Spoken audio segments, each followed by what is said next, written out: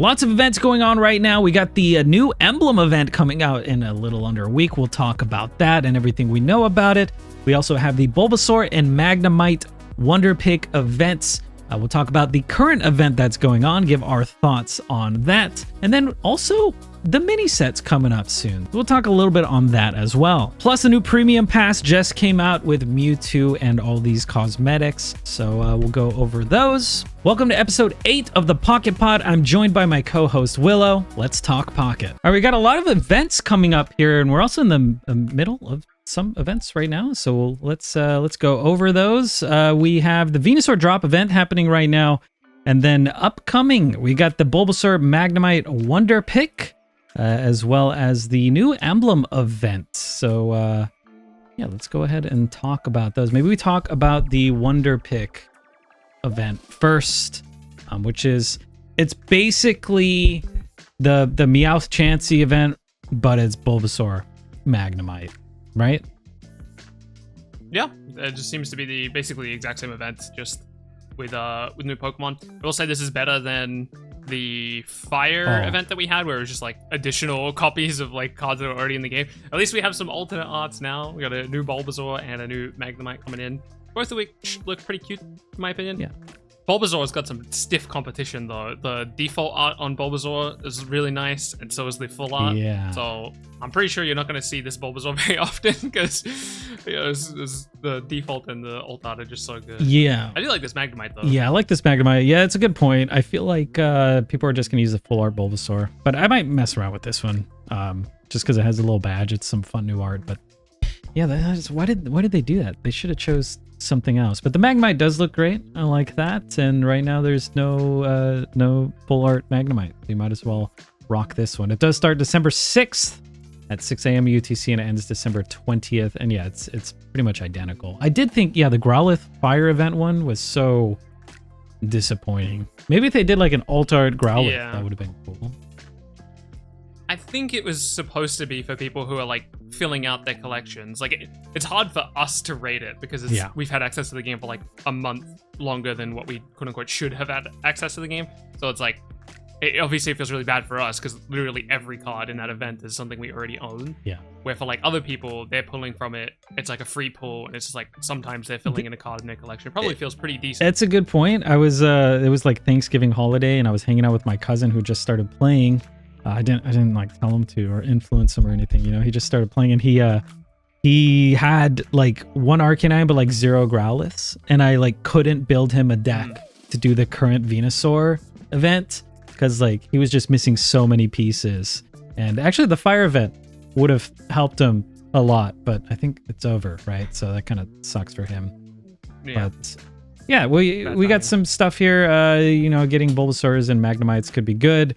You're a starting player, maybe you don't even have your Bulbasaurs, but you have your Venusaurs for some reason, or you have Magnetons, but you don't have Magnemite, so this will be cool. And then, yeah, you also get these event shop tickets, so you can get these cool little exclusive backdrops. We've got the Snow Crystal backdrop, as well as the Venusaur cover, and the Venusaur backdrop. So those are cool. Interesting that they giving out the Venusaur stuff here. I wonder how we get the rest of the Venusaur stuff. Like if you go into the PvE event, the PvE opponent uses the Venusaur playmat, but I don't know how we get that playmat yet. Oh, part 2. Yeah, because this is a part 1 of event. Yeah, there you go. I think last time there was part 2 will be December 12th. Gotcha. That makes sense. I will say I like the snow. It was like a snow background or something they have for this event that we're about to have, and I really like that one. So if you've got any like ice themed Pokemon, maybe you got like a cool Snom or something, you know, you can chuck it in there. Cool backdrops. We could see the other stuff here. Oh, cool backdrop for specifically like Articuno. Oh yeah, true. Good ice theme. Very cool. Yeah. And then we got the card sleeve, the playmat. I really like this playmat actually. And then the Pokemon coin. Yeah, I'm a big fan of it. And the icon. The playmat works so well because it's like a lot of the interesting stuff is in the background, so it's not like your cards on the field are covering up the interesting stuff, and it looks very clean in game, where some of the playmats can look a little bit messy. Yeah. So that'll be happening. Should be relatively straightforward, especially if you participated in the previous event when that was pretty much identical. And then after that, we're gonna have the Emblem event. This starts December 9th, so this is in 7 days at the time of recording, but I guess 6 at the time it goes live. But anyways, if you participate in the other one, kind of similar, but a little bit different, because this one you just have to win battles continuously. So just win 5 battles in a row. This seems pretty easy, I think. Yeah, I think most like experienced players are just gonna do this five battles and they're done, which is like a dramatically faster than like the 45 that was required for the last event. But just mathematically speaking, because there has to be a winner and a loser, there are going to be some people who really struggle with this event, or at least getting the final badge. I guess some people will be content with getting like their silver badge or whatever. But it's going to be like Infinity Conquest from Snap, where you're just sweating it out on your 5th match. You're just hoping you don't lose. Yeah, kind of reminds me of that. It is a bit anxiety inducing, I think, especially for like new players. It's going to be really difficult. You're going to be going up against people with full collections, playing the sweaty, Mewtwo decks, the Pikachu decks, the Charizard, Arcanine decks, and whatnot. But if you have one of those decks, it'll probably be pretty easy, I think. Yeah, I will say that Pokemon's a random game, so even if you're the best player in the world, you're not always going to get this 5 times in a row every single time. So yeah, it's gonna, I feel like if you get to 4 and then you lose, the emotional damage there will really affect your next run. You might just get stuck in an infinite loop from that emotional damage of missing out on that gold badge. So yeah, it'll be interesting to see like different members of the community. Maybe they don't have it towards the end of the event and they're just struggling and clawing. Yeah, it'll be kind of fun to watch people squirm. That'll be fun. Yeah, it'll be interesting to see if people prefer this or the 45 battle one. But I guess this one is a little bit more sweaty. You could do the 45 battle one and just win with some off meta stuff. Even if you have a 40% win rate, you're going to get it eventually. Whereas this, it might be a little more difficult. So. With the last event, I felt like it wasn't a big deal. If you already had the gold badge, you could just like queue into that mode. But now I feel like you feel a little bit bad if you queue into this mode and you've already got the badge, right? Because you're just hurting other people from getting the badge and you're not getting anything for it. Before it didn't matter, right? Because it's like, whatever, they take a loss, they play the next game. But now you could be the gatekeeper of the golden badge, even if you've already got it, which is, a bit evil. Maybe a little toxic behavior, but someone's going to get joy out of that. So I'm sure someone will do it. But I mean, you do get still some missions for winning 50 battles. So there's that. So that was not on the screen. But yeah, you do get 2,000 Shine Dust if you win 50 versus battles. So some people are definitely going to do that because they want to get this. But yeah. And then here, I guess they're recommending this Blaine deck, which honestly not a bad choice. I do like the Blaine deck. I think it's a bit slept on. But yeah, probably Pikachu, Mewtwo, and that Arcanine deck are probably going to be your top contenders. But this is not a bad choice as well. Yeah, pretty much it. I think it's pretty also straightforward. Budget friendly. Yeah, budget friendly. True. All one price point. Yeah. All right. Current event right now is this Venusaur drop that's going on. Be sure to, try and pick up your 2 copies of Venusaur. Make sure you got 2 Greninjas, 2 Jigglypuffs, 2 Onix, and I guess 2 Haunters. But I want to kind of talk about this one. I picked up a lot of copies of these. I got 7 of the Venusaur. I got 6 Greninjas. I got 5 Haunters, 2 Onix, and 12 Jigglypuff. These are actually all flared out. So. Oh wow. Maybe not the Venusaur, but the Onix. I do have the cool little bursts. Oh, look at you. Because I was playing with Onix a lot today, and I was enjoying Onix quite a bit. Jigglypuff, I got some opinions. on Jigglypuff. So yeah, I thought maybe we could just jump into this. But Venusaur, kind of not too good. Looks great though.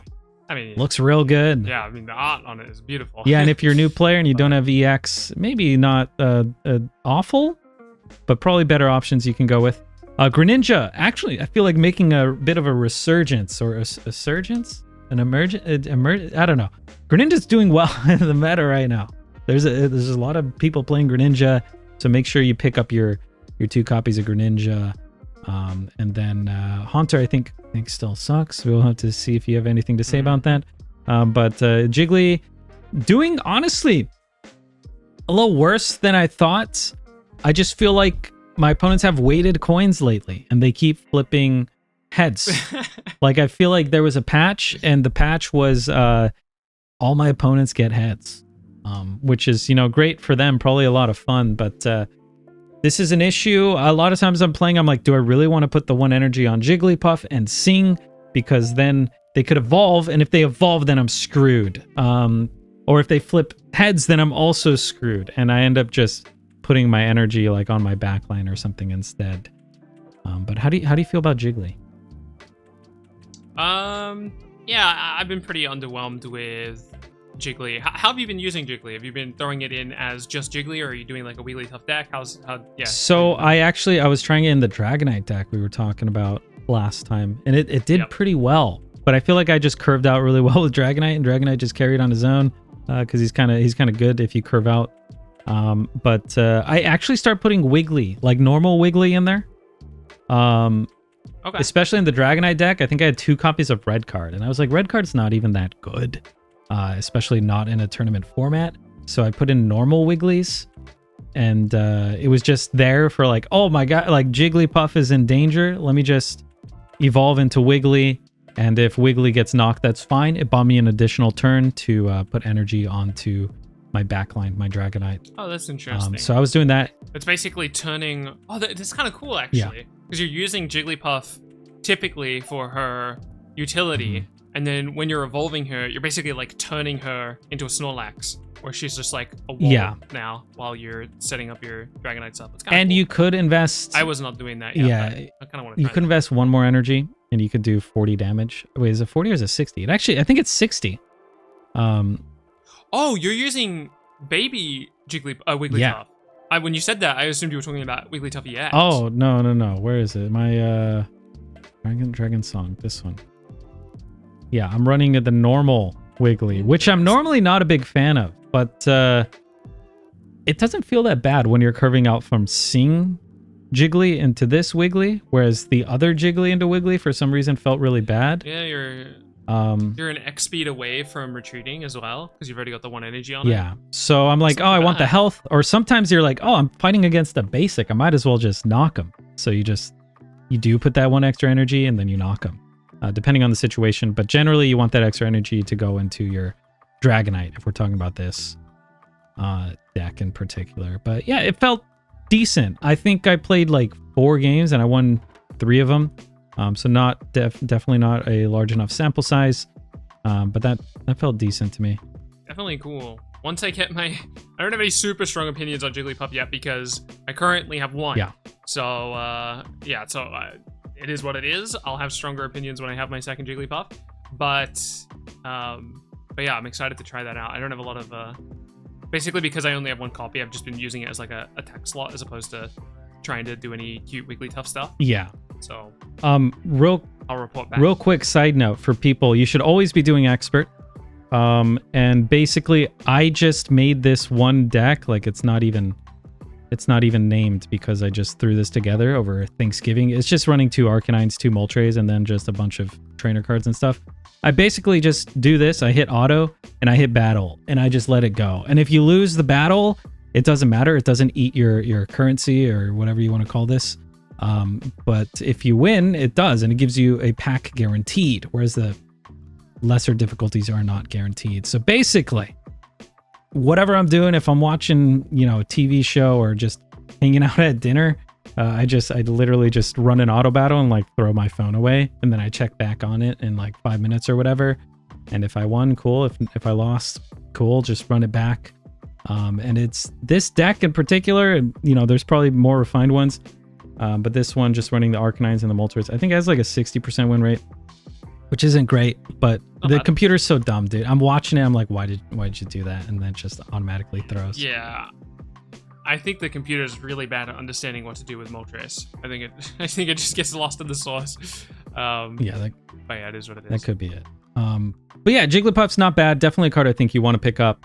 Maybe the perfect deck hasn't been found yet. Sometimes I wish I had King instead of Jiggly, depending on the situation, but Jiggly's not bad. Still a very good card. And then Haunter I think still sucks. I haven't experimented with it, but I think it sucks mostly because Gengar sucks.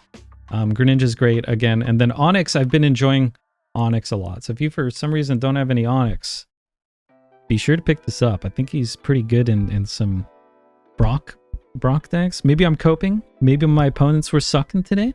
But my Onix deck? Yeah, I'm gonna be honest. I think Onix is super cope, but you know, it's got pretty artwork. You know, it's kind of like the baby Venusaur. Is you know, you want it for the pretty artwork. Yeah. Or maybe Dex is right. You know, maybe Onix is. I'll tell you what's not cope. This is just kind of a bit of a side tangent. I've been playing a lot of Golem Marowak. Bro, it cooks. I'm just saying it's cinema. I'm just saying Marowak is goated. Golem is goated. Yeah. Yeah, that's really all I have to say about that. Trust me. Golem just hits. No, Golem. Why is this deck called Golem? I might take the cope. Why does out. it have Doug Trio in it? What's going on? So here? I was playing this deck and I think I won like 5 games in a row. It was running 2 Doug Trios, 2 Golem lines, and then we have 1 Onix. So you can kind of flex your plan if you want to go Golem or if you want to go Onix with your Brocks. And then yeah, no, this felt good. This felt really good. This deck was great. And then this Brock Champ, I think I also had a super good win rate, probably like 4-1. I was just winning a lot today. But this one is just Machamp. I love Machamp. Yeah. You know, he just curves out so nicely. And then if you have Onix in there, you have the 2 Brocks, you just start beefing up your Onix while you build up your Machamps if necessary. But yeah, I think Onix, I just had a bit of a Onix spree today and he felt good. So I think these promo cards are definitely worth your time. Again, if you could just win those with an auto battle, it'd be great. If you don't have a full collection, it's going to be hard to actually complete. Speaking from experience and looking at my cousin's account, yeah, it was hard for him to actually win. But. Yeah, I'm sure you've got something fire related. You know, chucking a Magma. I'm sure literally just Magma. Actually, I'm curious if you just set up the AI with Magma only in the deck, how consistently it would just win the game. Because it's like 70 damage against all of their Pokemon. Maybe I should try that. Maybe. I'm curious. Rock that. I'm gonna, you know what? I'm setting that up on my phone. I just want to know, you know? I'm just, it's kind of fun. I feel like that's probably consistent. Yeah, just run 2 Magmars and a couple Blaines, some Giovannis, and just see what happens. It might be all right. Yeah. Yeah. All right, but there's that. Make sure you finish this before it ends December 13th. So you have probably 10 days at the time of this going live. Another thing right now is the new premium pass, or the premium pass for December, I guess. Here we got Mewtwo with Pikachu accessories. Last time we had Pikachu with Mewtwo accessories. Don't know why they chose to do it that way. But yeah, you also get things for, you know, collecting. You get the premium tickets, and then you can pick up your Pikachu coin, playmat, sleeve, backdrop, and cover. They're cool. I like them. I like the playmat a lot. I like the coin a lot. We're starting to get a lot of coins. A lot of people playing Pikachu right now, so I assume they'll be excited to pick up this to thematically match their deck. Yeah.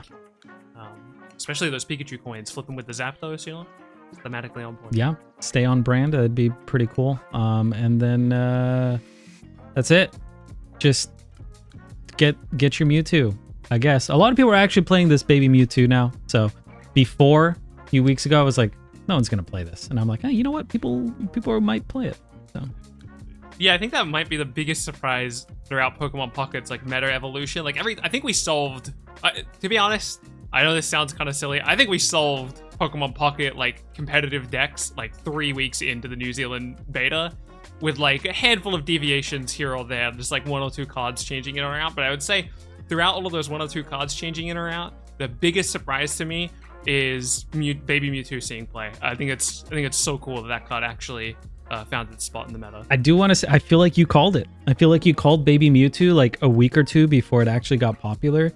And then I also feel like you called Arcanine Charizard like a week before that got popular as well, because no one was playing that. We were seeing Arcanine resurgence, and you're like, huh, what if you just shove in Arcanine into the Charizard package? That might be good. And then it was, and now it's like one of the top tournament decks. And so that's pretty cool, you know? We do all right sometimes. Yeah, I'll take credit for the Arcanine. I won't take credit for the Mewtwo, because the context I was talking about Mewtwo being usable was like basically if Snorlax is ever good, Mewtwo is probably doing it better.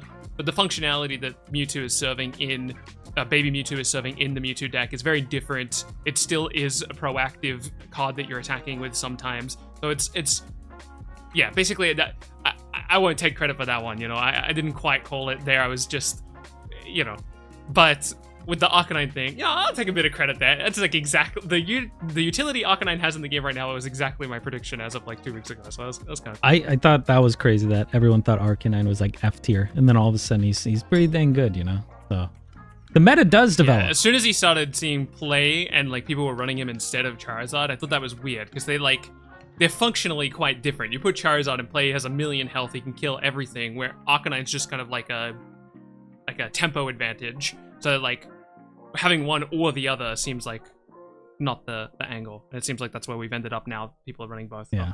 That's pretty cool. Yeah. All right, so we got the mini set coming out as well, December 17th, give or take some hours based on your time zone. But just a reminder that, yeah, this is happening in a couple weeks. So if you're feeling like the meta's a little bit stale, it should get hopefully freshened up when this happens.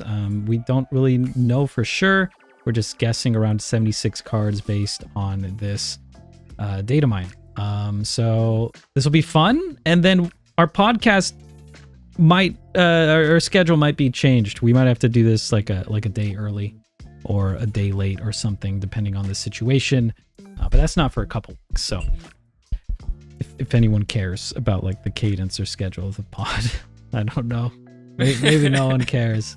But yeah, that should be fun, right? Are you looking forward to the mini set? Oh yeah, absolutely. I need some new cards. I would love to see like the new mechanics, like we know tools and stuff are on the way. Yeah, basically the spot that the meta is in right now, it feels like we've really like settled into everything. And if you're not playing, you know, a certain list of decks, you're like intentionally playing something more or less competitive just for funsies. And I would love to see a new shakeup where we can finally try to analyze what's good and what's bad again, because I think we've kind of figured it out right now. And a new splash of cards will give us a new lens to view things through. Yeah, I wonder if next week we'll have more data mines or anything like that where we can maybe sneak peek some of these cards. That'd be kind of cool. Yeah, I'm a little worried that we're just gonna go into the mini set blind. I don't know if I want that or if I don't want that. Like on one hand, it's cool because like you'd be opening up the packs and reading cards for the first time. But on the other hand, content-wise, it's kind of unfortunate because I would love to kind of speculate and talk about card reveals or card leaks. It'd be a lot of fun, but just theorycraft decks. I always love that aspect of other card games. I mean, it's weird. We always had cards before they actually went live. Like even before the soft launch of this game, you kind of knew what the cards were. Yeah, we knew the big heavy hitters. There were definitely some we didn't know about, but we knew all the main people, like your Mewtwo's, your Charizards, your God of Wars. Like we knew what all those cards were doing before release. Yeah. So I mean, but yeah, no announcements yet. Hopefully we do. Snap, it was like my favorite part of new card reveals was knowing about them ahead of time. Like I don't know if you remember, but we knew about Galactus like a year before we got Galactus. Yeah. And even before Galactus was released, a lot of like the players and the community knew me as like the Galactus guy, because I kept posting like Galactus lists ahead of his release. Like, this guy's gonna break the game, guys. This guy's gonna be absolutely nuts. And I remember like shouting from the rooftops about how awesome Galactus was. And it was just, yeah, it's just a really fun time knowing about these cards before they come, because we all get to speculate and think about how they'll be used and theory craft different decks. And yeah, it's good fun. Yeah, I missed that. I hope we get like a week of theory crafting. That would be fun. I love that part of the content cycle. But yeah, I guess that's it. Hopefully we find out more next week. It's been a short pod. This might be the shortest one yet, but maybe we got more to talk about next week. So that's it. Say goodbye, Willow. Bye, guys.